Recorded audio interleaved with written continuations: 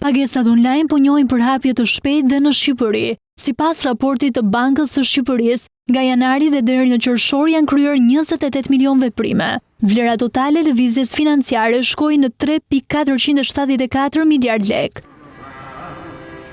Kartat e debitit dhe të kreditit janë përdorur më së shumti, madje sipas institucionit qendror financiar, veprimet me to po njohin një rritje të shpejtë. Në raport thuhet se janë kryer rreth 18.7 milion pagesa me një vlerë totale prej 117 miliard lekësh, duke reflektuar një rritje të numrit të transaksioneve me rreth 30%, si dhe një rritje me vlerë rreth 16% krahasuar me 6 mujorin e parë të vitit 2024. Pagesat me karta zën 67% të numrit total të pagesave. Megjithatë, vlera e tyre mbetet ende në nivele të ulta krahasuar me vlerën e transaksioneve të transfertave në formë letër dhe digjitale. Paralelisht, gjatë periudhës është regjistruar një rritje me rreth 23% e numrit dhe 16% e vlerës së transfertave të kreditit në formë digjitale.